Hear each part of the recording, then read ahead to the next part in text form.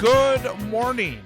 It is Monday, January the 26th. Where'd the music go? Sorry about that. I pressed the wrong. That's okay. But I'm supposed to fade it on, not stop it. Yeah. You just cut it right off here. That's not the way we want to start. But no, it's all fine. It's Monday, January the 26th of 2026. Another very chilly start here in north central Wisconsin. Live from our WXCO studios at the corner of Washington Street and North 3rd Street in downtown Wausau. Fair skies. The sun is rising, but again, it is well below zero. 13 below zero. Wind chill factor of 30 below zero. So, again, just like we saw at the end of last week, a very, very cold start. But we're very glad you could join us here for the Chad Holmes Show. 98.9 WXCO. Online at WXCO.FM, mobile devices, and Alexa by searching WXCO on the Civic Media app and also on YouTube at YouTube.com and the 98.9 WXCO channel. Again, just a reminder that in the first hour, we are here on 98.9 WXCO and online, but then we go exclusively online for the second hour of the show between 9 and 10 a.m. You'll be able to continue to listen starting at 9:06 going until 10 a.m. by going to the WXCO portion of the Civic Media app, also going to WXCO.FM and clicking on the Sports 2 stream. And you can also continue to watch us and listen to us on YouTube if you go to youtube.com and the 98.9 WXCO channel. So, again, hope you can stick with us for the next 2 hours. There is a lot to talk about. Want to let you know that if you would like to speak and join in the conversation, our phone lines are open at 715-814-9330. That's 715-814-9330. During the course of the program today, we will talk plenty about what happened this weekend in Minneapolis on Saturday, about the current situation and a whole bunch more, and we would love to hear your thoughts as well. So again, feel free to join us at 715-814-9330. Also, coming up later on in this hour, at the bottom of the hour, just after our information update, we'll be talking to a candidate for governor of the state of Wisconsin, Francesca Hong. She is a state representative, and she is one of the candidates, and she is somebody that I know a lot of folks are energetic about. She is somebody that is not afraid to speak her mind, and I think to push forward in a way that a lot of Democrats would like to see. So we're going to talk to Francesca Hong coming up at 8:35 this morning about her campaign and the issues in this campaign, and also talk a little bit about how she will try to reach out to voters in this part of the state and even northern part of the state and some of the rural areas. It's not her natural environment in terms of where she has been elected from in her political career.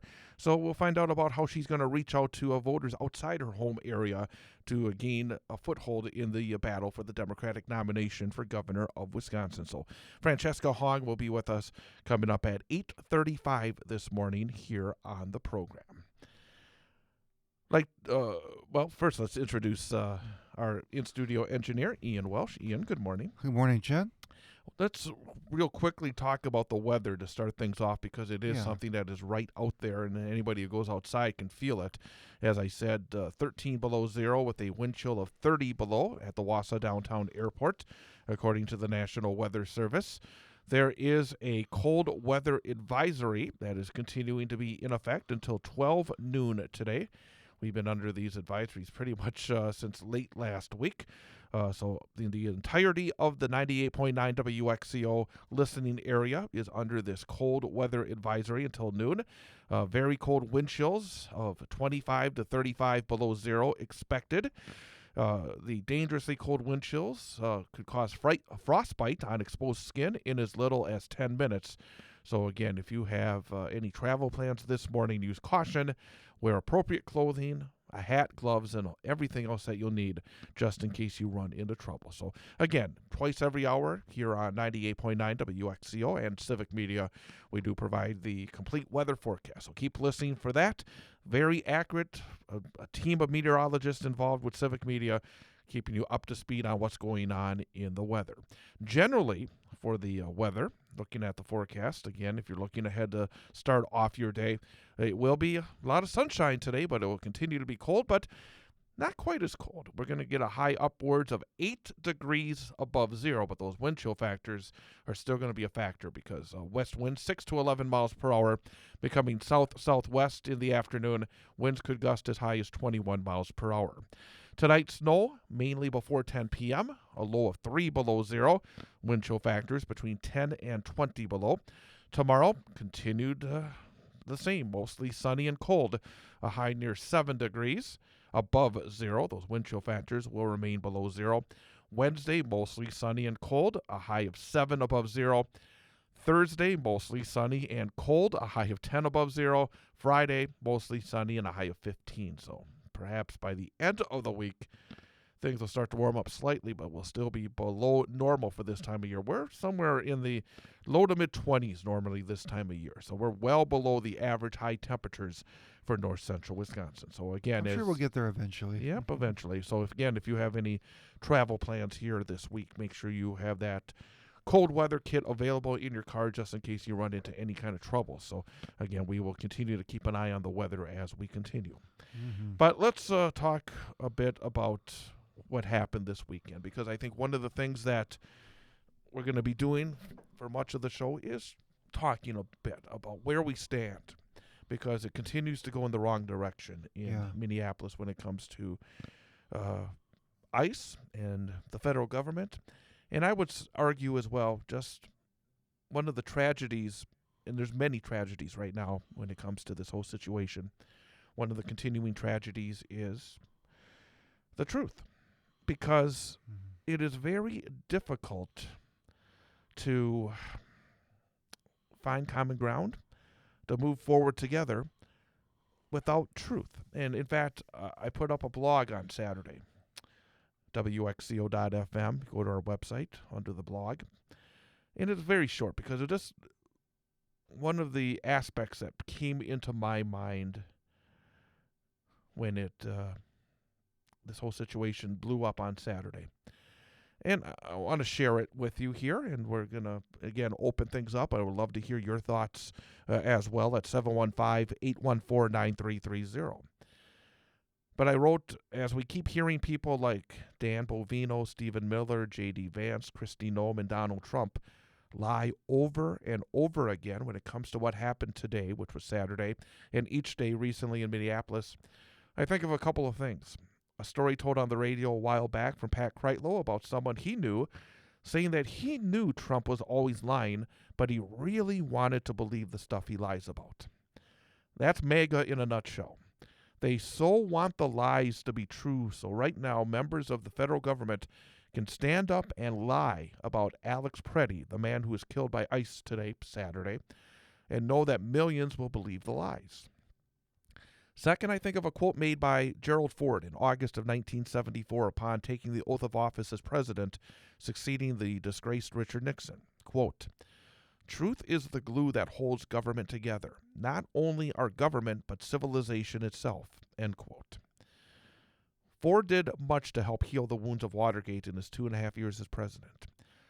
So much that in the aftermath of Watergate in Vietnam and everything else that was tearing our country apart in those days, the U.S. was able to truly celebrate its 200th birthday in 1976. I can't see how we can come together and in any way celebrate the 250th birthday in 2026 without our leaders coming out, especially some Republicans, and saying, quote, "This is wrong," end quote. That when Bovino, just a little while ago, and this again was Saturday afternoon, shamelessly lies about Preddy. Quote, "This looks like a situation where an individual wanted to do maximum damage and massacre law enforcement," end quote. He knows it's a lie. Stephen Miller saying, quote, "A domestic terrorist tried to assassinate federal law enforcement," end quote. He knows it's a lie and revels in it. Then there is Trump, a congenital liar his whole life that received the greatest gift that the American people can bestow on a citizen. Until elected officials of both parties and the people of this country begin to heed the words of the Ford quote and demand truth, we will be lost as a country. And I finished with a quote from Dwight David Eisenhower, general of the Allied Army in World War II, later President of the United States, but this was General Dwight David Eisenhower after visiting liberated concentration camps in April of 1945. Quote, "Get it all on record now. Get the films, get the witnesses, because somewhere down the road of history, some bastard will get up and say that this never happened." End quote. Number one, the greatest tragedy in all this, again, is the death of a man who actually was doing good work, a VA hospital nurse. And I'm not sure if many of you saw on social media this weekend, it actually showed some video that was put out by family members of a man who passed away in the VA hospital, where this good man worked. And that's one thing. Alex Preddy was not just a guy who got killed on Saturday. He was a man that was actually doing good work. But there was video of him in the final minutes of a life of a veteran in this VA hospital being truly an angel of mercy, truly being a man with a big heart for the person that was in their final moments of life on earth, and for the family of that man as well. And the fact that we have an out-of-control federal government right now that is going around and shooting these people in the back and killing them, and then lying about it as well. And one of the more disturbing aspects of, again, I shouldn't say one of the more, I mean, there's so many disturbing aspects of this story, there was a report that in the immediate aftermath of the event in Minneapolis, members of the Trump administration were digging through social media accounts and other computer programs to try and find some dirt on this man in order to find something that would indicate that he deserved to be killed by these ICE thugs. Again, trying to soil in death like in life this man. We're going to come back in a couple of moments. Again, we'd like to hear your thoughts at 715-814-9330. We'll hear from Ian. We'll hear from you, and I hope try to make a little bit of sense of where we are and where we should be going. The time is 8:20, 98.9 WXCO.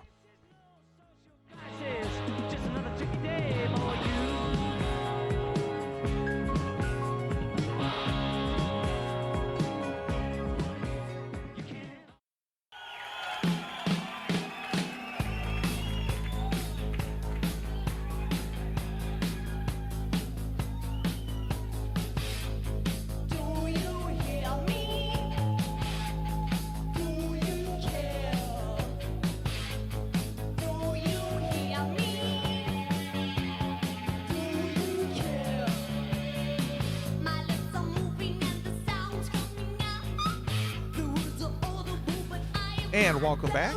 Chad Holmes Show, 98.9 WXCO. Online at WXCO.FM, mobile devices, and Alexa by searching WXCO. And on the Civic Media app. Plus, you can catch us on YouTube, youtube.com, and the 98.9 WXCO channel. The time is 8:23. Again, it is a very cold start here in north central Wisconsin.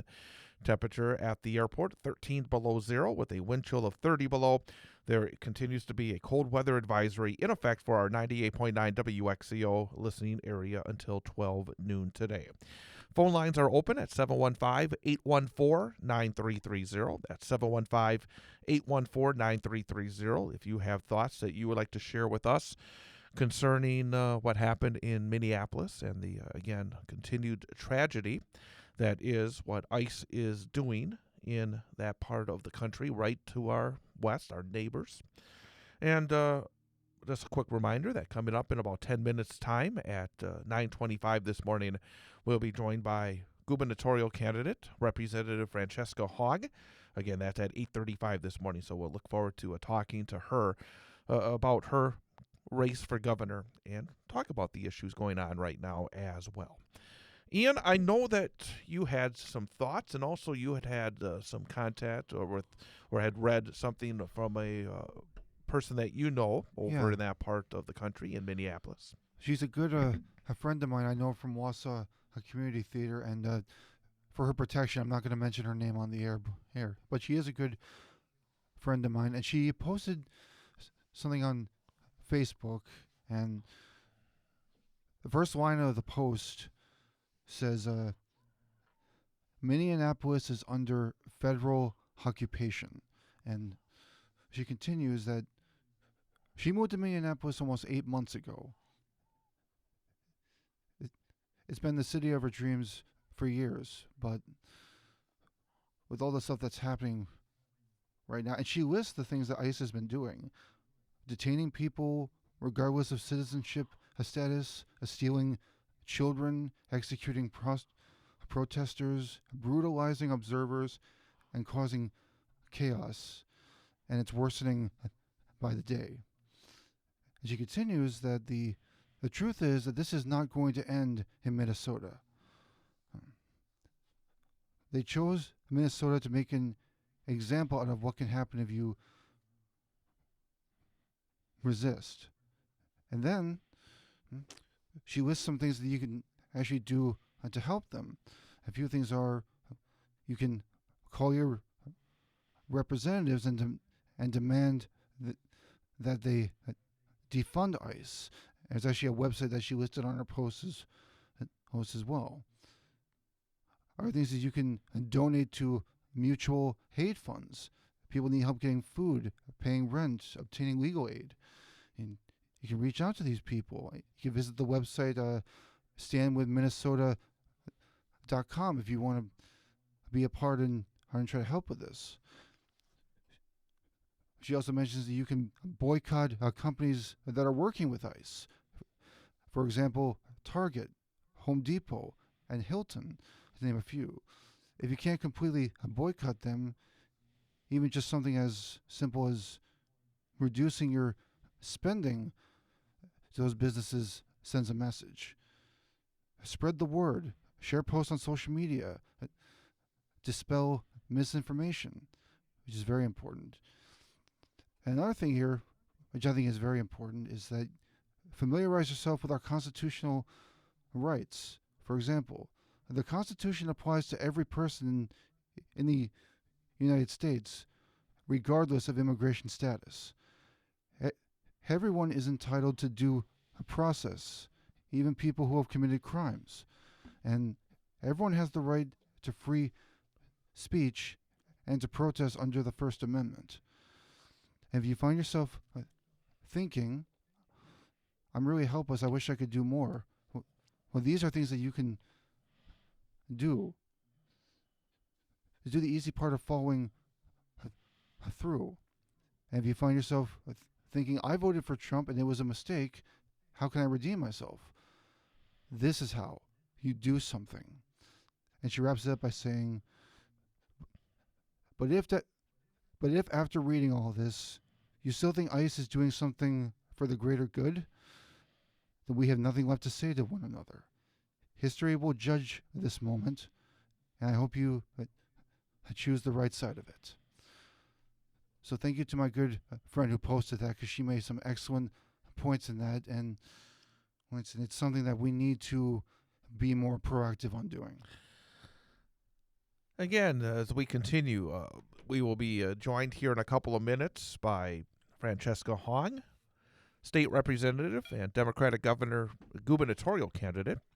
But as we continue later in the program, especially in our second hour, I would like to hear what you think out there. What do you think about where we are, where we're going, where we need to be, where you think maybe the Democratic Party should be? We are seeing some movement that the Democrats are going to put a line in the sand here, that not going to be a rubber stamp on further funding for this organization called ICE.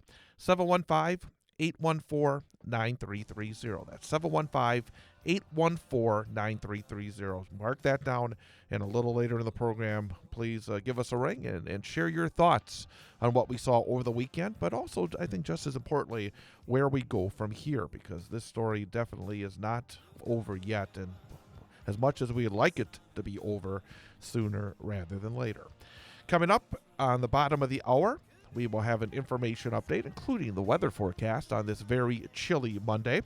13 below zero, wind chill factor of 30 below in Wausau. Coming up after that, State Representative Francesca Hong, candidate for governor of the state of Wisconsin in 2026. That's coming up next as we continue here on 98.9 WXCO.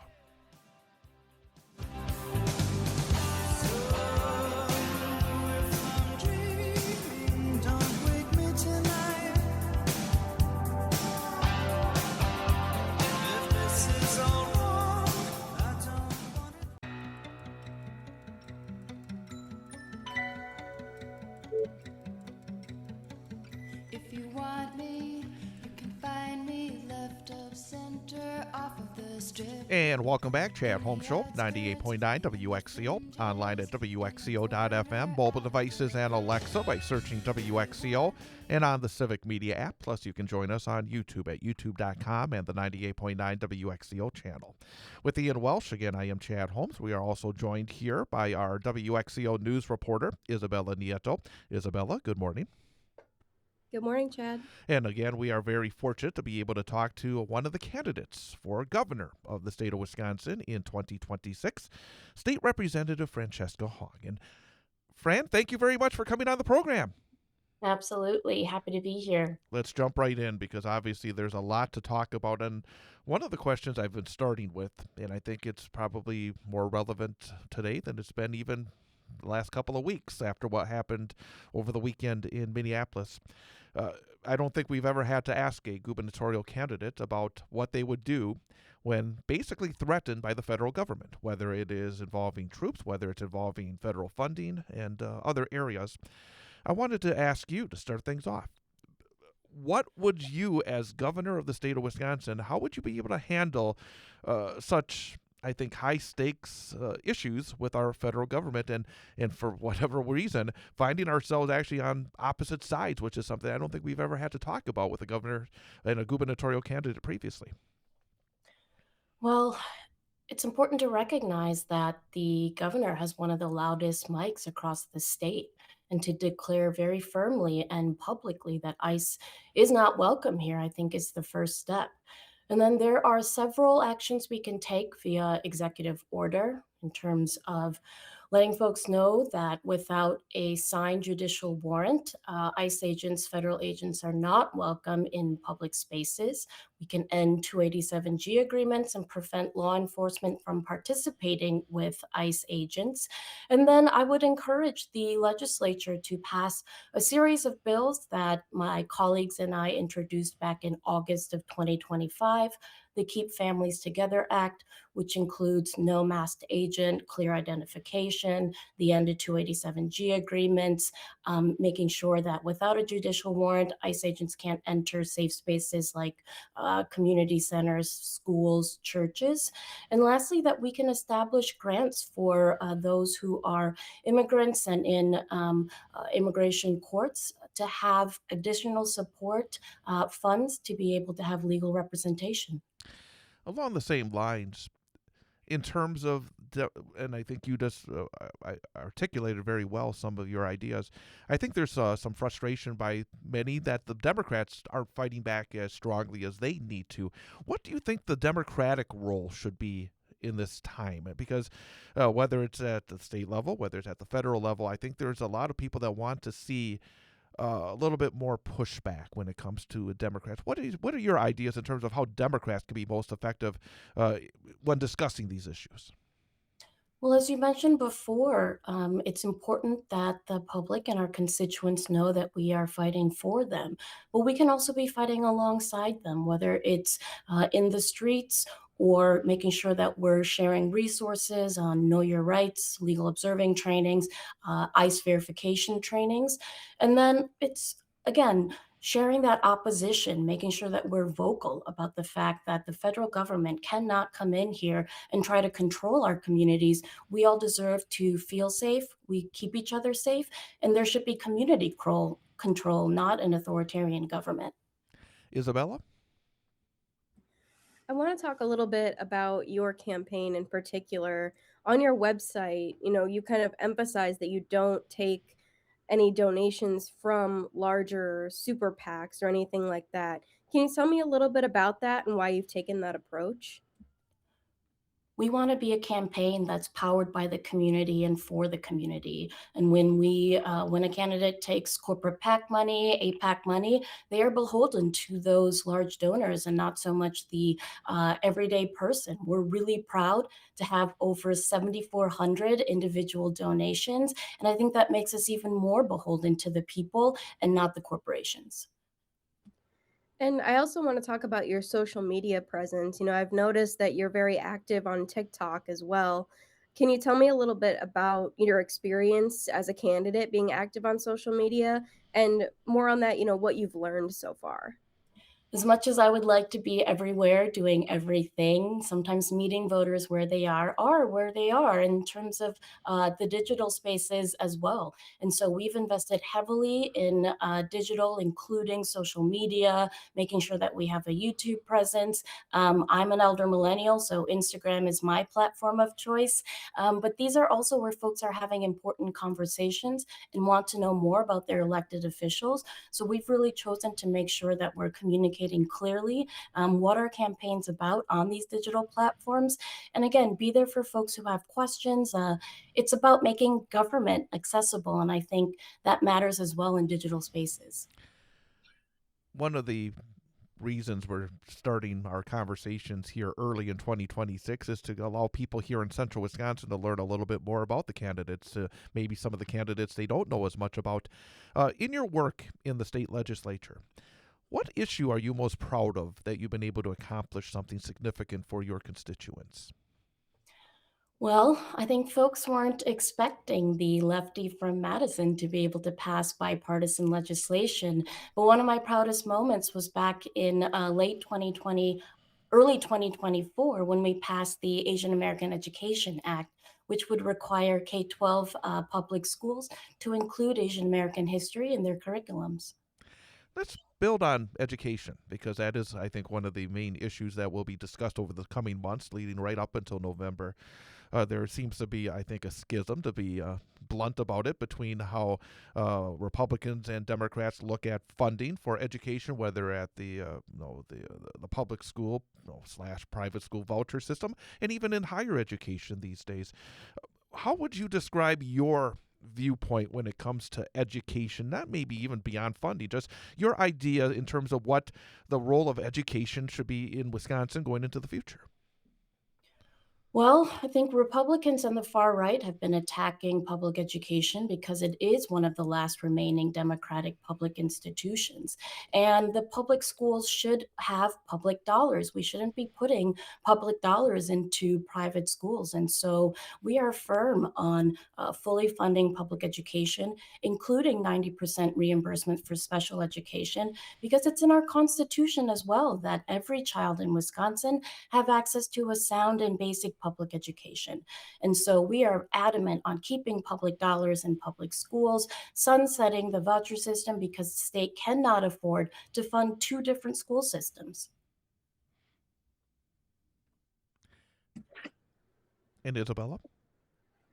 So, I want to also kind of talk about rural areas. As you've kind of been touring the state on this campaign, can you tell me a little bit about some of the issues that you've been hearing from voters, around the state? So I've had the privilege of being able to travel the state since I came into the legislature in 2021.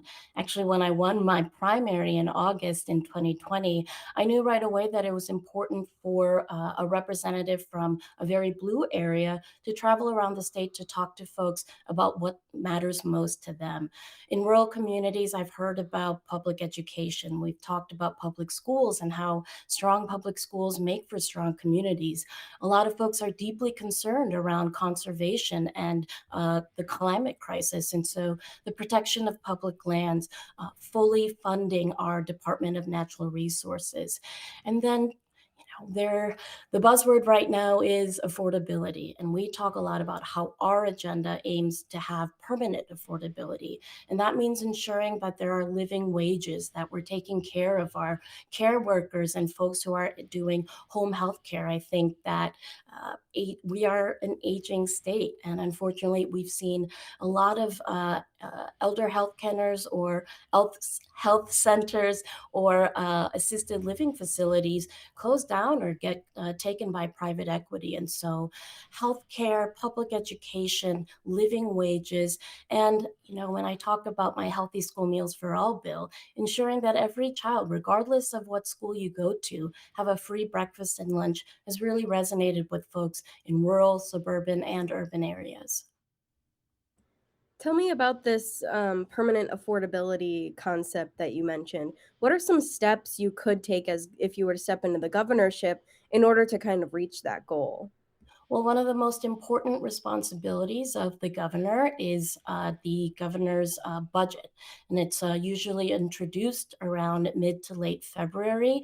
And so, in the budget, we would include increasing wages and ensuring that our local governments have the funding that they need to provide services for communities that they serve. So, we have this thing called shared revenue, and in places like Madison, we only receive about 19 cents back for every dollar that we contribute into the state coffers. And so making sure those investments get back to the communities, that we're looking at not just expanding Medicaid or Badger Care, that's the bare minimum. And we have to include a public option for everyone so that folk can buy into the state healthcare system. We want universal childcare. It's a deeply important economic issue, and we, for too long, haven't invested in the care economy. So universal healthcare and universal childcare, making sure that we're fully funding our public schools. And then I think that issues around paid leave, I was very proud to have introduced the last couple sessions paid leave for all. Comprehensive legislation to ensure that nobody has to worry about, choose between paying their bills, taking care of a loved one, a new baby, our aging parents, or someone who might be a survivor of sexual assault. One of the questions, and actually, I received a couple of emails when I have announced we were going to talk to you, is how do you do that in terms of, you have I think some very intriguing ideas, but something I said, how do you do that? Number one, in terms of, the budget is specifically how you're going to where you're going to, move the money in. And number two, in terms of maybe changing the mindset, because I think in terms of government in Wisconsin, it's been for a number of years. I mean, it's even in the last 8 years with a Democratic governor, we've had overwhelming majorities of Republicans in both houses of the state legislature, and it's still every inch is very difficult to move forward. And what you talk about would be, I think, a bit of a sea change in terms of the priorities of the state government. How do you go about maybe even changing that mindset that more is possible with our state government? Government can and should be a force of good. And it's important that, especially in times of crisis where folks are dealing with rising stress because of the rising costs, that government act with the scale and speed to be able to meet those crises that so many working families are undergoing. And so having a governor's budget that includes these universal policies is setting expectations and ensuring that we are negotiating from a place of strength. So regardless the makeup of the legislature, it's the responsibility of the governor to make sure that there is a clear agenda on what we want to accomplish, to make sure that every Wisconsinites have what they need to have a good quality of life and a life that they can live with dignity.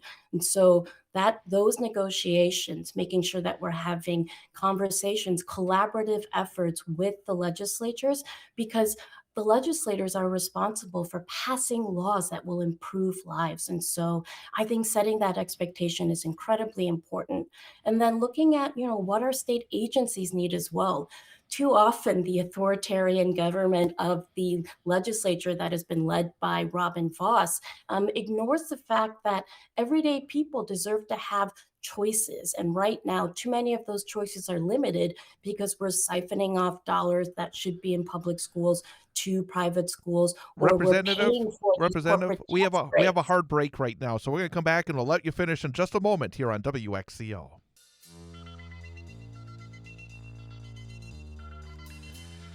And welcome back, Chad Holmes Show, 98.9 WXCO. We are continuing our conversation with candidate for governor in 2026 here in the state of Wisconsin, State Representative Francesca Hong. And Representative, again, I apologize with the scourge that is the heartbreak, and you are just getting into, I think, some of the good parts of what you were just trying to describe in terms of being able to set, I think, priorities as governor when it comes to budget and some of the ideas you were having. Yes, I mentioned before the scale, the scope, the speed in a lot of these crises in everyday folks' lives increasing because of rising costs, as well as the stress of just living through fascism right now. And a lot of people ask me, these are great ideas, but how are you going to implement them, or how do you pay for them? And we have to look at the fact that there are both ways to increase revenue and look at how we cut the fat and what's been going on in our state budget over the last 16 years since Republicans have been in power. Paying for tax breaks for the wealthiest costs the everyday taxpayer. And so we can look at increasing the taxes of the billionaires and the wealthiest few. We can do things like legalize weed and pay for expanding broadband with that tax revenue that comes in. Um, and these are investments. When we help take care of our everyday Wisconsinites and working class people, we actually have more economic opportunities for other folks, and we can make Wisconsin a better place to raise your family, to have a good life. And those require having services or opportunities for everyday folks to be able to have. And again, when there's good health care, when there's good childcare, when there's opportunities for paid leave, that's going to bring in more families into our state. Isabella? I want to I want to talk a little bit about a little bit more on that and bringing more, people into the state. We've had some hospital closures here in rural Wisconsin. And, healthcare is such a big employment opportunity to bring people into parts of the state that need them. Can you tell me a little bit about your plan to maybe kind of tackle those challenges that rural hospitals are facing? No one should have to drive hours and to receive good quality health care.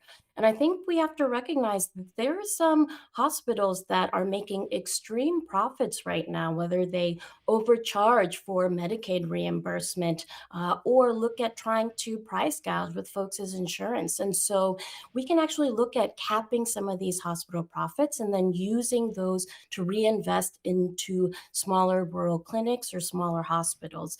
Again, no one should have to choose between potentially going bankrupt and having high quality, accessible, affordable healthcare. And so it's about making healthcare insurance more available, affordable, and that again can include having a public option and expanding Medicaid, and then looking at our healthcare workforce pipeline. There are opportunities, especially when we fully fund our higher ed institutions, look at ways we can do loan forgiveness for folks who are going into healthcare systems. And some of these programs already exist. So it's a matter of how do we scale those and encourage people to stay in Wisconsin to be healthcare workers. And Isabella, I think I'm going to ask the final question here for Representative Hong. Um, you mentioned earlier, I think, that you are one of the younger members that is running for governor. Do you sense a hunger, I guess, for lack of a better term, for a changing of the guard when it comes to the generational leadership within the state of Wisconsin. And what are you hearing about that? Are there folks that are saying, "Oh, you're too young," or are people saying, "Hey, it's time that we need maybe new ideas from the folks that are going to have to really make some hard choices, I think, and hard decisions and be the leaders for the future"? How do you talk to people about maybe being a younger person who is trying to take a major leadership role here in the state of Wisconsin? Well, being a single mom, living through fascism, and working in the state legislature for the past 5 years, I've gotten a couple more wrinkles and a lot more grays. And so it's kind of you to say that I'm one of the younger. And I will say, I believe I am the youngest of all the candidates running for governor. And we are hearing across the state from multiple generations that they think that they're ready for new, bold, progressive leadership. And our campaign is grassroots powered, and we have a multi-generational coalition of folks who are supporting us. And that is one of the common things that we hear, whether it's a young person or an elder, that they are ready for brighter, vibrant, unapologetic leadership. And I'm just in a fortunate position to have a community powered campaign that wants that from their next governor. State Representative Francesca Hong, candidate for governor, state of Wisconsin in 2026. Appreciate your time. I know that a lot of folks here in north central Wisconsin want to hear more from you and the other candidates as well. And as we continue along this long road, and that's one thing, it's a long road between now and late summer and the primary, and then, of course, the general election. Hopefully you'll have an opportunity to make plenty of visits here to north central Wisconsin. And when you do, we'd love to have you stop by our studios as well. But again, thank you for your time this morning. Absolutely. Happy to be here. And I will let you know when I'm back in central Wisconsin. It's one of my favorite parts of the state. Fantastic. Again, State Representative Francesca Hong for governor. Isabella Nieto, thank you for your time as well here during these segments. And we'll hear from you and your news reports coming up as well. We are going to wrap up this first hour of the program. We have the top of the hour news coming up. And then hour number 2, make sure you flip on over, because hour number 2 exclusively online. Again, every morning we're with you here on 98.9 WXCO until 9 o'clock. But then we have an extra bonus hour. Go to youtube.com and our 98.9 WXCO channel, also WXCO.FM and the Civic Media app and the Sports 2 stream to continue with Ian Welsh and myself for the next hour. I am Chad Holmes with Ian Welsh. It is the Chad Holmes Show, 98.9 WXCO.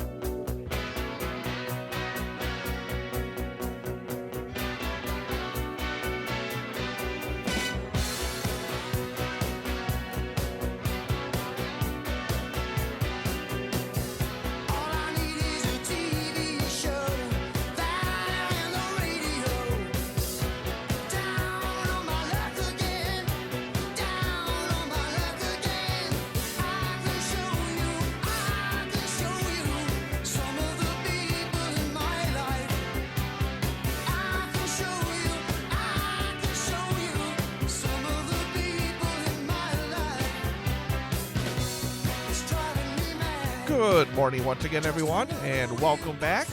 It is hour number 2 of the Chad Holmes Show for Monday morning, January the 26th of 2026. It is another winter-like cold day here in downtown Wausau.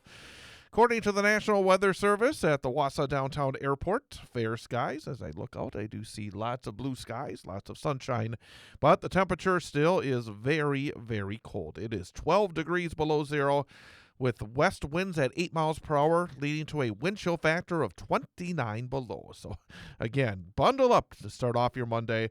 It's going to be chilly throughout the course of the week. In fact, there is a cold weather advisory that is still in effect until today at 12 noon.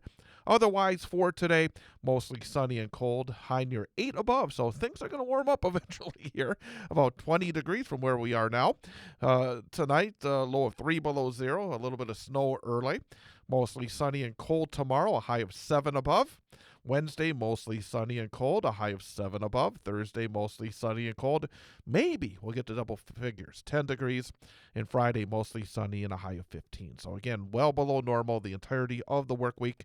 But glad we can try and warm things up with you here on this Monday morning. Again, here for the second hour, we are exclusively online at WXCO.FM and the Civic Media app and the Sports 2 stream. Also on YouTube, youtube.com and the 98.9 WXCO channel. We would love for you to be involved in our show. If you would like to respond to what we just heard from State Representative Francesca Hong, your thoughts on her and the other candidates we've been able to talk to for governor of Wisconsin. If you would like to talk about the tragic events that occurred again this weekend in Minneapolis, Minnesota. If you would like to talk about anything else that is going on that maybe we have not talked about, we'd love to hear from you. Be part of the conversation. 715-814-9330. That's 715-814-9330. We'd love for you to be part of our program and join us here today. Along with Ian Welsh. Ian, good morning. Good morning, Chad. I want to remind folks that, today we had State Representative Francesca Hong, but we got some terrific guests coming up over the next couple of days. Yes, we do. Tomorrow, we'll be joined by Yi Leng-Zhang, who is a candidate for state treasurer here in the state of Wisconsin. He'll be coming here in studio. He'll be with us at 8:35 again tomorrow morning. We'll talk to him about this run and talk a bit about the position. I think there's a lot of folks that have no idea what the position of state treasurer is. Why is he running for this position? What can he do in the position? So we'll talk to Yi Leng-Zhang about that tomorrow morning, 8:35 here on the program. And then we're very excited on Wednesday because we have not had a chance to talk to this person for quite a long time. We've had some really great conversations with her in the past. Yep, it was always a monthly visit when she was the mayor of Wausau. But now she is a candidate for the Marathon County Board, and we just want to find out what's been going on. And we're going to talk to Katie Rosenberg on Wednesday morning. She'll be with us at the top of the show at 8:06. I'm going to keep her around as long as I can, hopefully as much of the first hour as possible. Absolutely. And talk a bit about, frankly, we're going to talk about the election a couple years ago. Talk about what she thinks after now having a little time to digest it all. Talk about the issues that she sees that Marathon County has, the reason she's running for the Marathon County Board. Talk about public service. That's one of the things I want to talk about as well, because there are certain people I think just have this need within themselves to serve, and I think she's one of those. I think it would be very easy after the disappointment of losing the mayoral race to go through the slings and arrows of folks who are upset because she wanted to have a community for all. I mean, gee whiz, talk about just controversial issues. Oh no, but gosh. I mean, again, when you look at what's going on right now in Minnesota, you look at the tone that is set from our federal government, you wonder, how could calling on people to come together, to be closer as a community, be something that would be seen as a negative aspect? I have no idea. But I guess I don't know. I think it's only been seen as a negative aspect because it makes the people in the federal government look bad.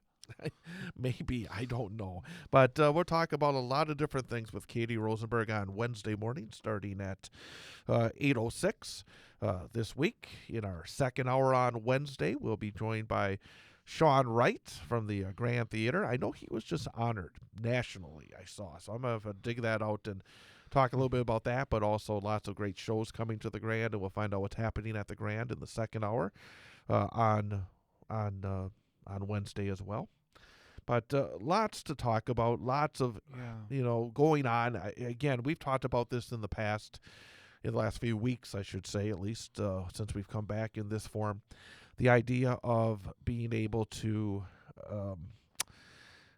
have these discussions in what is, I think, a significant year in American history. I mentioned, I think, last week that there are certain years when you look back that you used to say the year and you know that they were significant. Yeah. Again, I mentioned years like 1776 or 2020. or 2020 or 1945, end of the World War II. 2001. 9/11. Yes, 2001. I mean, there's so many that are, when you look at the history of this country, 1929, the stock market crash that led to the Great Depression. My gosh. 1933, the New Deal programs that are passed through. I mean, again, just so many years that significant happenings occurred in the United States of America. And as we start here, we're in the first month of 2026, that there will be significance to this year. I think it's a turning point. Yeah. The results of elections later this year. It's a- Do the American people give a seal of approval to what this administration is doing, and the people that support this administration? It's like I said last week, it's the battle for America's soul this year. Yep, you're exactly right, and it's truly, I think, just one of those turning point years. It is where the future will be set by what happens in 2026, because we are teetering right now. What we saw over the weekend shows a country that is teetering, and it shows a country that is going away from what the last 250 years have been all about. It's not been about authoritarian government. It's not been about pushing away our allies. That's one of the things that is just baffling to me. If you were to ask MAGA, if you were able to ask Donald Trump today, who are your allies? You're more likely to hear people like Russia and China than Canada and Great Britain. I mean, it's incredible, to be honest with you. It is where Donald Trump sees people like Vladimir Putin or the dictators of Turkey or other countries and think, boy, it must be great to not have to worry about these annoying members of the free press, or if these people that decide to protest, I could just throw them in the gulag and not worry about them. That is not American. That is truly un-American. So the people of this country have to decide, are they going to continue to drink the Trump Kool-Aid, or are they going to say, we're going to put a Democratic Congress, and not just narrowly, but an overwhelming Congress that will put Donald Trump in his place, in his corner, and say that you can't do this. Simply put, and you will have to answer for it. Because right now we have a Congress led by Mike Johnson, the Speaker of the House, that refuses to show any oversight, refuses to show that they truly are a co-equal branch of government. So again, I just think that the discussions that we have here in 2026 and that ultimately lead to the voting in 2026, and I know there are some folks that are saying, well, if there is elections, I'm going to continue to be confident there will be elections, that Donald Trump is not going to be able to pull a rabbit out of his hat and say there's not going to be elections. Yeah, I refuse to give in to that fear as well. But again, we want you to be part of these discussions, not just today, but throughout the course of our 2026 programs. You can comment on YouTube. You can go to our YouTube stream while the show is going on, and Ian will keep an eye on that and see if there's any comments that people want to share with us. Also, again, please call us up at 715-814-9330. Ian will then pick up the phone and get you on the air. We can talk about the issues that you find important as well. I want to make a quick note here that tonight we do have high school basketball, high school girls basketball. It is actually a makeup game from Friday night. Nice. Wausau West and Wisconsin Rapids in girls high school basketball. we were scheduled to have the boys game from Wisconsin Rapids on Friday. That game is not going to be made up until, I believe, sometime in the next week or so. But the girls were also scheduled to play at the Wausau West Fieldhouse on Friday evening. That game has been rescheduled for this evening. So Wausau West and Wisconsin Rapids Lincoln High School girls basketball will be on the air, starting with the pregame show at 7 p.m.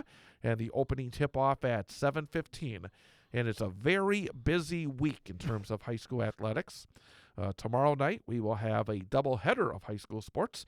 I will be at the Marathon Park Ice Arena, as we will have the Wausau West hockey team play host to East Merrill United.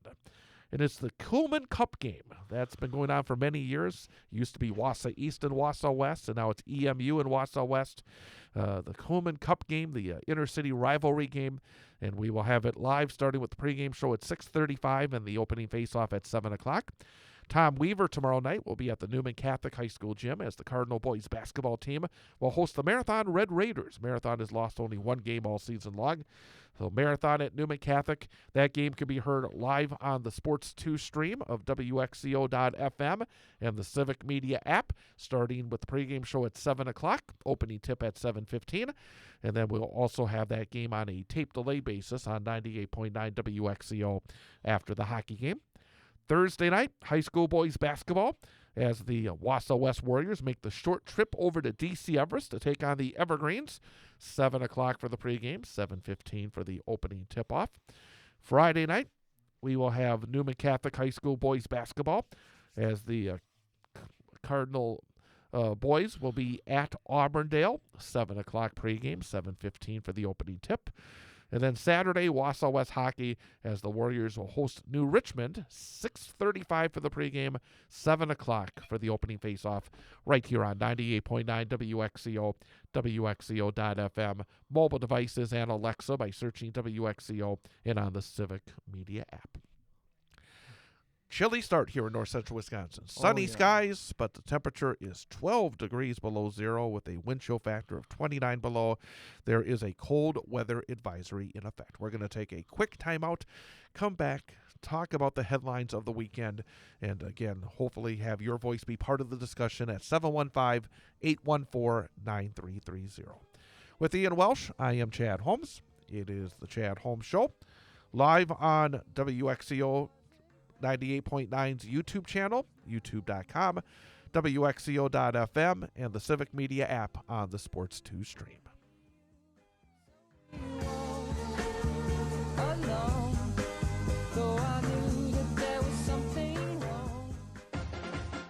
I'm Chad Holmes, joined former Wausau West head hockey coach B.J. Brandt and myself every Wednesday night from 6 till 8 p.m. for the Big High School Sports Show on 98.9 WXCO, online at WXCO.FM, mobile devices, and Alexa by searching WXCO on the Civic Media app, and also broadcasting live on the 98.9 WXCO YouTube channel. Each week, we'll be talking high school winter sports. We'll review and preview the basketball and hockey action with both the boys and the girls, and each week we'll also be joined by an area head coach and a student athlete guest as well. It's the Big High School Sports Show every Wednesday night from 6 till 8 p.m. on Central Wisconsin's radio home for high school sports, 98.9 WXCO, online at WXCO.FM, mobile devices, and Alexa by searching WXCO on the Civic Media app, and broadcasting live on YouTube.com and the 98.9 WXCO channel. So, how are the kids? Well, Emily made the honor roll. Oh, good for her. Yeah, we're really proud of her. Tyler, on the other hand, though, What's going on? he's been moody lately, just feeling down and not like himself. Oh, we've been there. Nick was struggling last spring. He was so anxious and stressed. Really? What helped? Well, he joined the soccer team, and ever since, he's been a lot happier. He has more energy, he's less stressed, and he's definitely in a better mood at home. It's made a huge difference. That's awesome. Yeah, I'm glad he's getting out of the house, he's getting some exercise, and he's off his phone for once. It's been good for his mental health. Sounds like it's been good for your mental health, too. Participating in Wisconsin high school sports improves students' physical and mental health. Encourage your son or daughter to get involved. This message presented by the WIAA and the Wisconsin Athletic Directors Association. Local radio thrives when it serves the community. WXCO is no different, and we're looking to add someone to our staff that is well connected around town. Someone who can help our local businesses increase traffic and their visibility among our audience. From connecting clients with high school sports, local news and weather, or the Chad Holmes Show. If you know local business owners, we'd like to get to know you. If you'd like to know more about this opportunity, send me, Chad Holmes, a message at chad.holmes@civicmedia.us. That's chad.holmes@civicmedia.us. And let's set up a time to talk.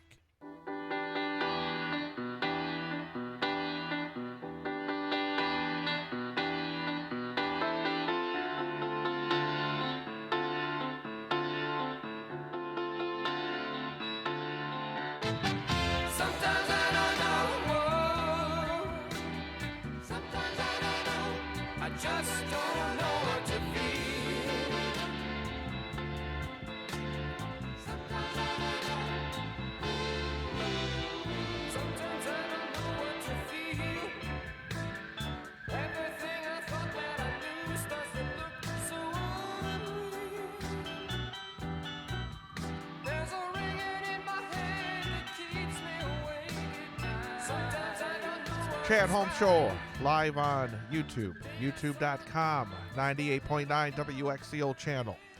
On the Sports 2 stream with WXCO.FM and the Civic Media app. With Ian Welsh, I am Chad Holmes. And Ian, a rather, I think, stunning development in Minnesota politics this morning. What happened? That it shows that maybe the ground is shifting just a little bit because of the overreach of the federal government. I hope it's in a good way. Well, I think it is actually something that says that perhaps that there are members of the Republican Party that are acting in good faith as they see this totalitarian government creeping forward step by step, and they're going to try to join in the wall that stops it, because there is, like Wisconsin, Minnesota has a race for governor. Tim Walz recently announced he would not be seeking a third term as Minnesota's governor. And one of the Republicans that was in the race for the gubernatorial nomination this morning dropped out of the race strictly because of the actions being done by ICE and the National Republican Party. Wow. Republican Chris Madel has dropped out this morning for the race for Minnesota governor. He says that he cannot support the national GOP's stated retribution on citizens of our state, nor can I count myself a member of a party that would do so. So basically what happened here this morning, in a surprise video announcement, the Minneapolis attorney and Republican candidate for governor said he supported the originally stated goals of the U.S. Immigration and Customs Enforcement's operation in Minnesota, including the deportation of undocumented immigrants with serious criminal records. But the effort has, quote, expanded far beyond its stated focus on true public safety threats. United States citizens, particularly those of color, live in fear. United States citizens are carrying papers to prove their citizenship. That's wrong, end quote, Madel said. Wow. So a Republican standing up and saying what is obvious, I think, to everyone else, because if you go back to the 2024 presidential election, Trump and his allies said, no, this is about getting the worst of the worst out. But it's turned into where you have these masked, armed vigilantes. Well, they have the backing of the federal government, so I guess you don't call them vigilantes. That's true, yeah. But they're masked and they're armed and they're thuggish, and with pretty much without any rules, going around not looking for the worst of the worst, but just basically going around looking for anybody that looks like they might be, in their words, illegal. That is not what they said they were going to do. No. But at the same time, those of the folks that believed that that's what they were going to do were pretty, I think, naive about it. At the Milwaukee convention, the Republican National Convention in Milwaukee in the summer of 2024, he had all those placards that said mass deportation now. And people said, they don't believe. I mean, there were actual people who said, they don't really mean that. Oh, gosh. I mean, that's what they thought. And they meant it. And then they meant it and then some. The thing is, people have to learn is that when Stephen Miller says something, you better believe it, because that man truly is evil at his core. And he gets off on being mean and hurting people. He does. So, again, I just found it interesting that a Minnesota gubernatorial candidate on the Republican side said, this line has been crossed. I cannot run on a ticket basically led by folks that are saying, we're going to go out and get Minnesota. And that's what they're doing. We're going to get them. Donald Trump says, he's mad because they didn't vote for him 3 times. They voted for his opponent in 2016, 2020, and 2024. That's what it's about. It's not about deporting immigrants outside the country. It's about him using a personal vendetta to attack a state just because they didn't vote for him, and basically, having these ICE, thugs just basically,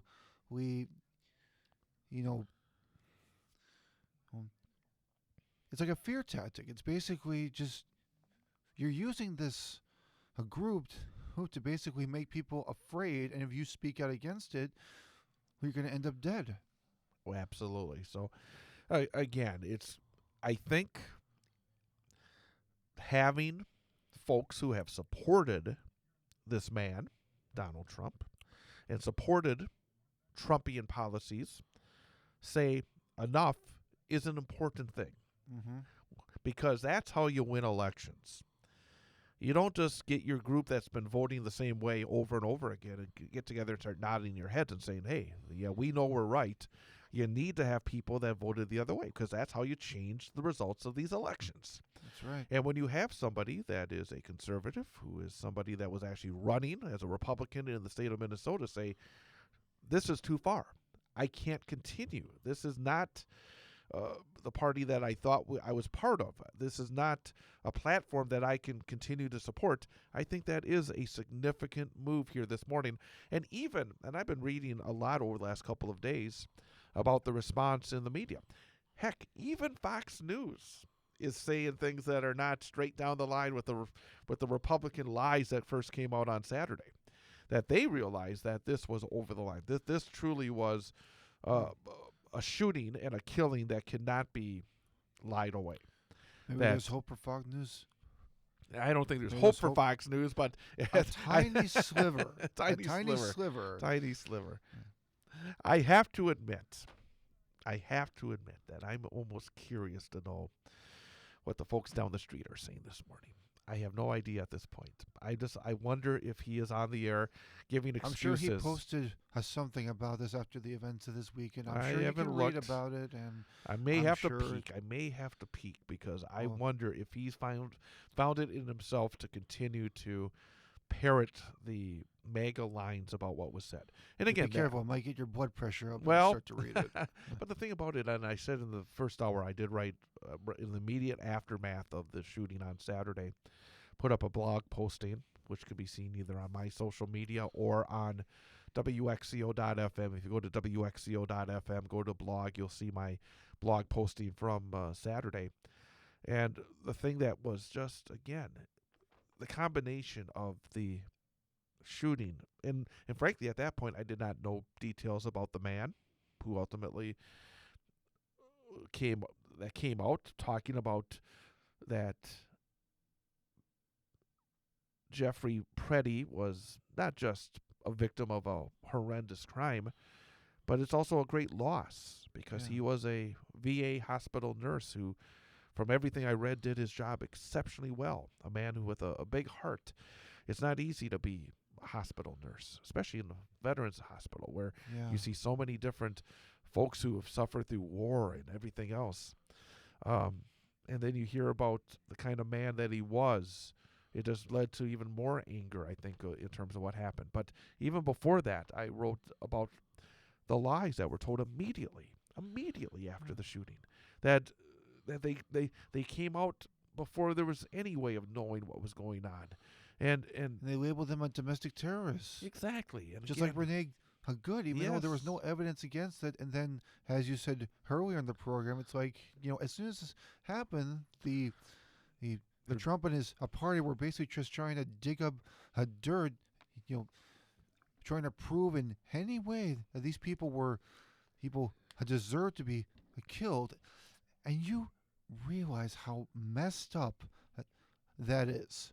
And one of the things that also jumps out is it is so easy for them to push their lies because so many of the supporters instances of violence throughout the country, whether it is from ICE, whether it's from other law enforcement, often there is not video. When there's not video, it then becomes he said, or he said, she said, or she said, he said, whatever it may be. And then the lies, then it's like, well, how do we determine it? Well, if somebody is willing to lie all the time, it makes it very difficult. In this case, there was video. So the lies that were told immediately were debunked. And that's one reason why we see even supporters of Republicans and MAGA have said, this is wrong, the way that the whole narrative has come out over the last couple of days. People are starting to understand and wake up and realize that everything that's been happening is wrong, and it's not. But we can't just take them at the word. I mean, there is evidence out there. Well, the thing I wanted to kind of finish with here is that it shouldn't always have to be where it's only the video is there. Yeah. I mean, the idea that if there's no video, then automatically let's assume that nothing was done wrong by the law enforcement aspect. No. We've seen way too many of these instances. Way too many. Yeah. And the idea that only when we have incontroversial video evidence can we believe the victims is not right. So, again, we have to take a time out. Bottom of the hour, we have to find out the latest news. Isabella Nieto will have the latest news update coming up, and then we'll come back with more. And again, if there's any thoughts that you have in terms of what we saw over the weekend, 715-814-9330. That's 715-814-9330 to join us here on the program. Again, every day, live in the first hour on 98.9 WXCO and online, and here in hour number 2, exclusively online. Glad you can be with us here on 98.9 WXCO's YouTube channel, also WXCO.FM and the Civic Media app and the Sports 2 stream. We'll have more coming up. With Ian Welsh, I am Chad Holmes. It is the Chad Holmes Show.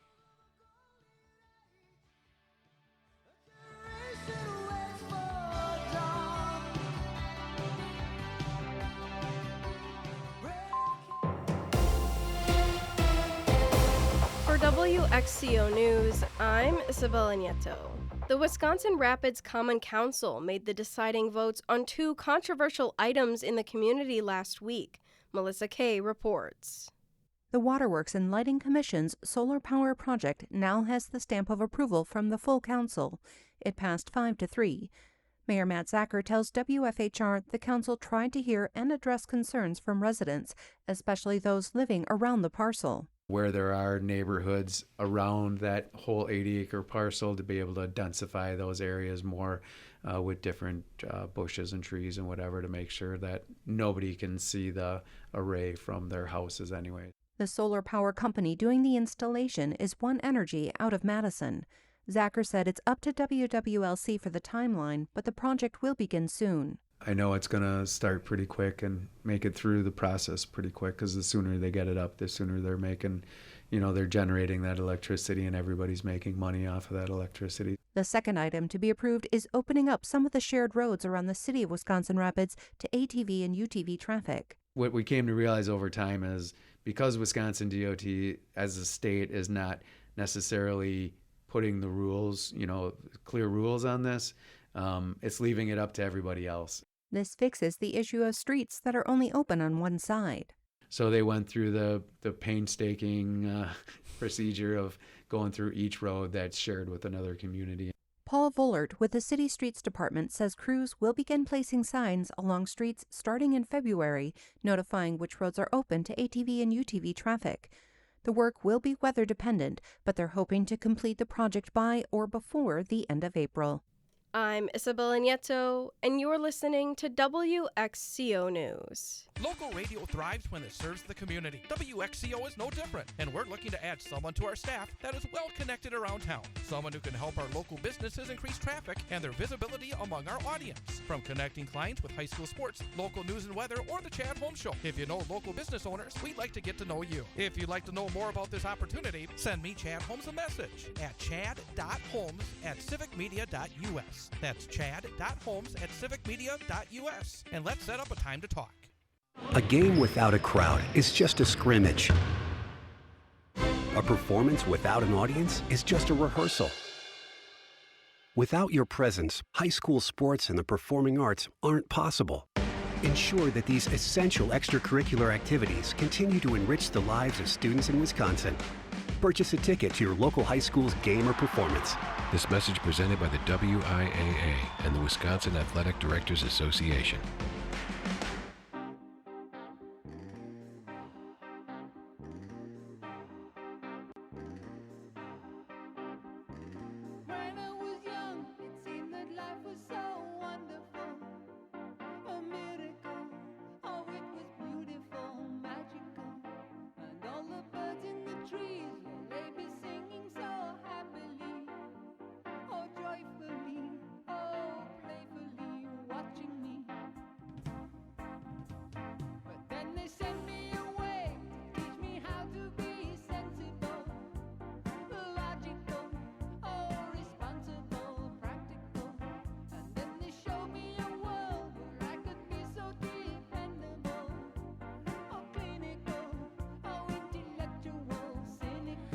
And welcome back, Chad Holmes Show, live on the 98.9 WXCO YouTube channel, also WXCO.FM and the Civic Media app on the Sports 2 stream.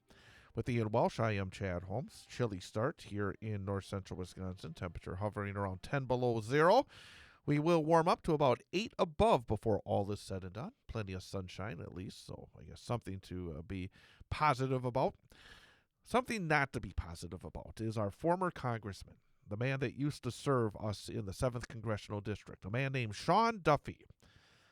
You know, the old lumberjack? Yep. Real World on MTV. A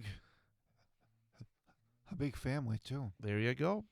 But this morning, Sean Duffy, who now serves as the Secretary of Transportation. What did he do? Well, he appeared on CNBC talking about what's going on in Minneapolis. And this is what he said. And I got a couple of thoughts after this, because I actually think that if you really want to put them in an uncomfortable position, there's a couple things you can do. Well, but Duffy said to CNBC on their Squawk Box program this morning, quote, "If you come to a protest with a 9mm firearm, that's fine, believing in the Second Amendment. But you stand on the sidewalk and you hold your sign. You take that 9mm and you start to engage with ICE officers, and then you resist arrest. Listen, I don't want anyone to die, but..." Number one, he's lying about exactly what happened there. Mm-hmm. Number two, saying, I don't want anyone to die, but, you know what that means? It means you're making up an excuse. You deserved it. That's what Sean Duffy says. Mm-hmm. And also, something that has been just incredible over the weekend. The same people that made Kyle Rittenhouse a hero, the man who went around in southeast Wisconsin years ago with his rifle, shot and killed folks, and then became a right-wing hero in honor of the Second Amendment. Now they're telling people that basically they're saying if you're a conservative, you can brandish your gun anywhere you want. Jeez. But if you're not a conservative, if you're standing up against fascism, boy, you better not be firing, showing your gun, because then we can shoot you.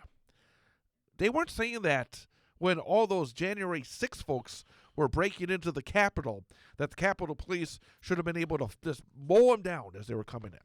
No, they weren't saying that. And also, in this case, hey, Sean, are you talking about maybe some gun control here? Maybe a gun control law that says you shouldn't be able to bring firearms into certain areas? Hey, let's have that discussion, Sean. But it makes me angry when you have a line that's like, listen, I don't want anyone to die, but. That but says it all. That's the worst thing that you could say. I don't want anyone to die, but. He deserved it. How about talking about what those officers did? Mm-hmm. The video shows there was not a gun being brandished. And No. Sean is again implying that it was being brandished. No, that is not what happened. Not at all. Sean, that's not what happened. And his wife, Rachel Campos Duffy, was on Fox News over the weekend, also pushing forward the lies. Oh gosh. And I bring these up that Sean Duffy and Rachel Campos Duffy are out there because a member of the Duffy family, Michael Alfonso, is running for the 7th Congressional District seat being vacated by Tom Tiffany. And he is using the fact that he is married into the Duffy family. He is married to one of the Duffy's daughters. On his commercial, he talks about his wife. He doesn't say, my wife, Evita. He says, my wife, Evita Duffy. He tries to show it that he's part of the royal family of Duffys in central Wisconsin. That somehow, despite him being 25 and having no experience for this job, that he is the one that should go to Washington and be our representative in the United States Congress. But that's a discussion for another day about whether or not he's truly qualified or not, or whether he's the right person to be our representative in the United States Congress.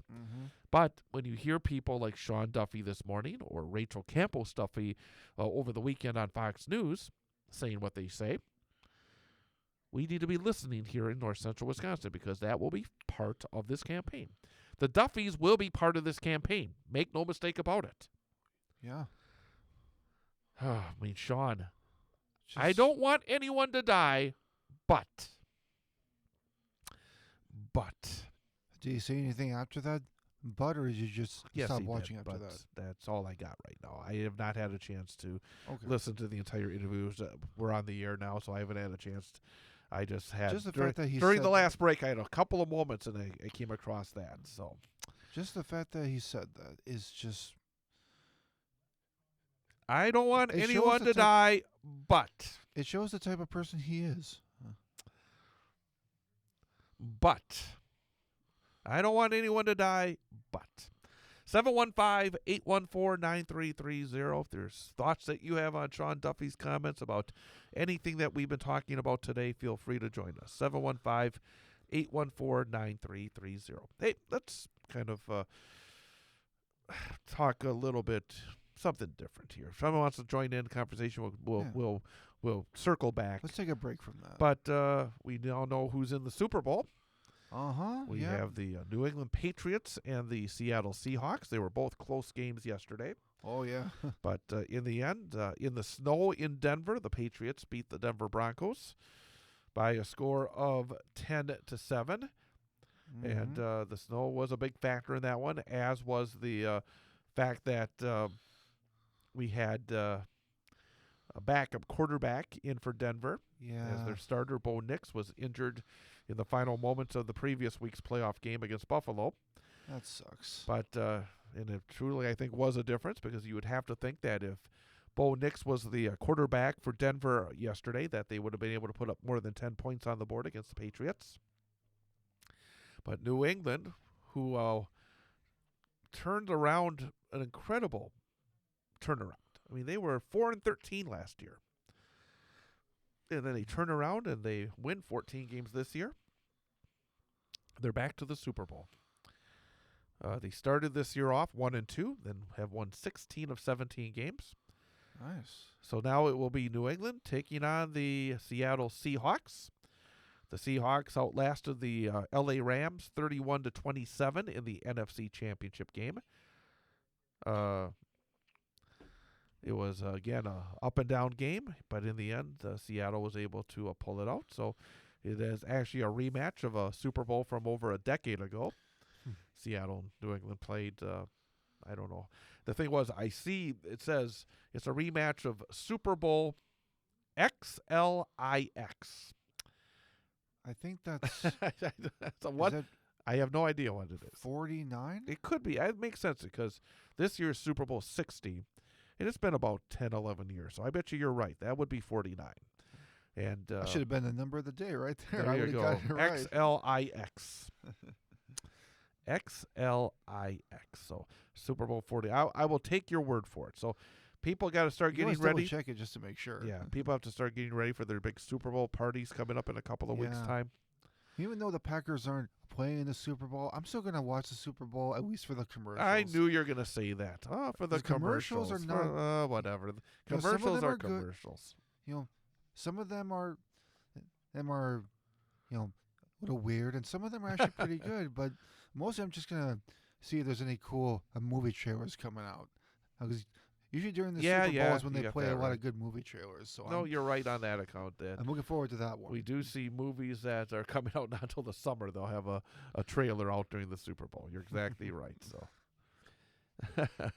So again, that's coming up in 2 weeks' time. I did hear that yesterday the Bucks upcoming game has been postponed because of the weather. Yeah, actually, it was last night's game against Dallas. Yeah, they were supposed to have one, but and the thing about it is, postponed. we've been talking about the weather here being so cold.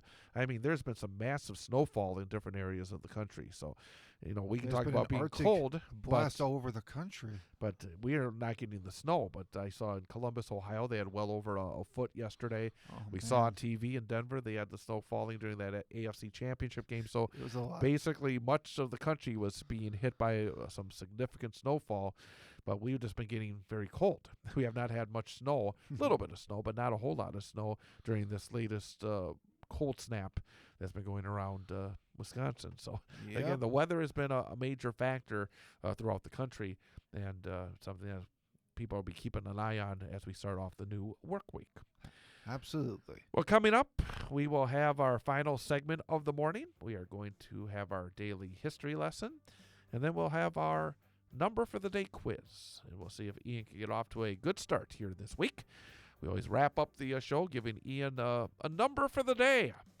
And it's a number that I'll give him 3 choices based on something that usually has something to do with something that happened on this date in history. Yep. So we'll give him 3 choices, and we'll see if we can get the right one. 1 will be right, 2 will be wrong. So that's coming up. Chad Holmes, along with Ian Welsh. Chad Holmes Show, live on the 98.9 WXCO channel of YouTube.com, WXCO.FM, and the Civic Media app, Sports 2 Stream.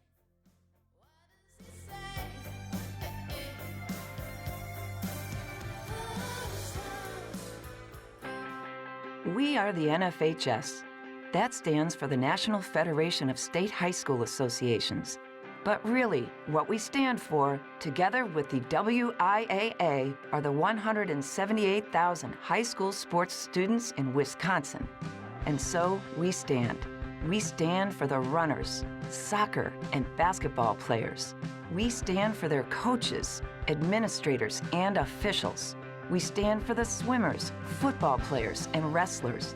We stand for the golfers, softball, and volleyball players. We stand as the national leader and advocate for high school athletics and all who participate in them and make them possible. Because it is our purpose to ensure that high school students get to play, perform, and compete together. To learn more about who we are and what we stand for, visit nfhs.org. Local radio thrives when it serves the community. WXCO is no different, and we're looking to add someone to our staff that is well connected around town. Someone who can help our local businesses increase traffic and their visibility among our audience. From connecting clients with high school sports, local news and weather, or the Chad Holmes Show. If you know local business owners, we'd like to get to know you. If you'd like to know more about this opportunity, send me, Chad Holmes, a message at chad.holmes@civicmedia.us. That's chad.holmes@civicmedia.us. And let's set up a time to talk.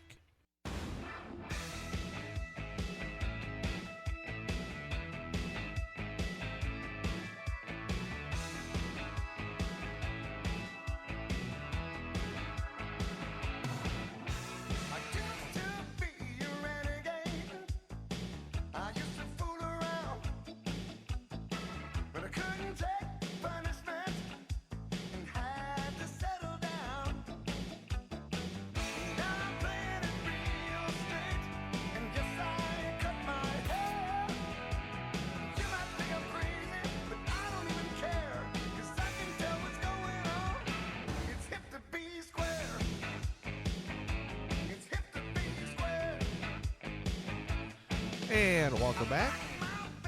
Chad Holmes Show, 98.9 WXCO. Live on the radio in hour number 1, live online in hour number 2. Tomorrow, don't forget, we'll be joined by Yi Leng Zhang, candidate for the state treasurer position. He'll be with us in studio tomorrow morning at 8:35 a.m. Then Wednesday morning, again, we are looking forward to being joined by the former mayor of Wausau, Katie Rosenberg. She is now a candidate for the county board. She'll be with us Wednesday morning as well. So again, and then Sean Wright in the second hour on Wednesday during our online segment as well. So again, some terrific guests coming up as we get into the final days of January. Yep, the final week of January, already through 1 month, almost through 1 month of 2026. It is January the 26th of 2026. That means it's day number 26 of this year. Well, there you go. It is 339 days remaining this year. Some famous events have occurred on this date in history. On this date in 1884, Roy Chapman Andrews, American naturalist, found the first dinosaur eggs. Nice. Did he then put them in a warm place and then hatch them and have dinosaurs running around? I don't know. A real-life Jurassic Park if that happened. On this date in 1887, construction begins on the Eiffel Tower. Oh, yes. Have you ever been to Europe? Have you been outside the United States? I have not, actually. I've always wanted to go to Paris. Paris and Greece are the places I've wanted to go, but, I don't have the money or the time right now, but hopefully someday.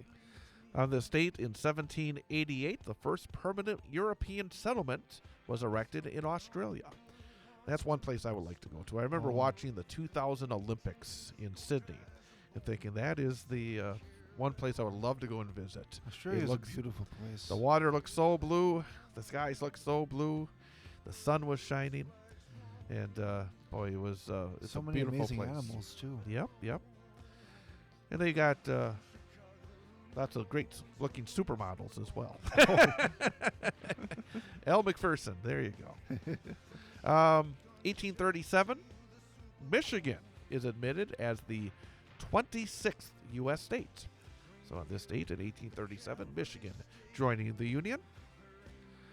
Another 26. There you go. Yep. On this date in 1891, Frank Costello, American organized crime boss, was born.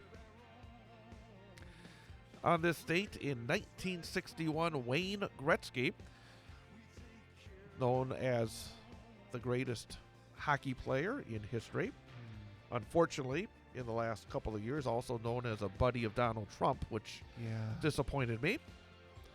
But today is the anniversary of the birth of Wayne Gretzky and his birthday. So those are a few of the interesting things that have occurred here on January the 26th. Also, one other thing that occurred on January the 26th. Oh, yeah? 25 years ago, on this date in 2001, in Milwaukee, the legendary Marquette University basketball coach Al McGuire died of leukemia at the age of 73. Truly a legend in college basketball. He coached at Marquette for 13 years. He turned the school's basketball program into an elite national powerhouse, competing for national championships on a yearly basis. While at Marquette, Al won over 78% of his games, graduated more than 92% of his players, won an NCAA championship, and then went on to a really successful career as a broadcaster. Spent decades calling college basketball on NBC and CBS. But just a legend for Marquette University and the state of Wisconsin. Absolutely. And that will lead to our number for the day. It involves Al McGuire and Marquette University basketball. All right. McGuire, in his final game as the head coach of Marquette, led the team to a win over North Carolina and the first and only national championship in Marquette basketball history. The number for the day is What year did Marquette win the national championship? What year? Under Coach Al McGuire in his final game before he retired. So what year did Marquette win the national championship under Coach Al McGuire? Okay. Your choices are 1977, 1982, 1987. So 1977, 1982, or 1987. What year did Al McGuire lead Marquette to the NCAA Men's Basketball National Championship with a victory over North Carolina? Okay. 1977, 1982, or 1987? What year? Okay, I'm going to say final answer. I'm going to go with 1982. Final answer, I'm going to say 1982. All right, so Marquette University under Al McGuire. Earlier in that season, he had announced that it would be his final year as head coach. He had not won the national championship up till then, and then the storybook finished with a win over North Carolina to win the national championship in the year 1977. Oh. So 1977 was the year Marquette won its only national championship. And 25 years ago today, the legendary Al McGuire passed away in Milwaukee at the age of 73. Well, at least you learned something. There you go. There you go. So, well, we'll try again tomorrow. Absolutely. We'll come back again. Ian, have a good rest of your day. You too, Chad. Happy Monday, everybody. And we will be back tomorrow morning starting at 8:06 for the Chad Holmes Show on 98.9 WXCO.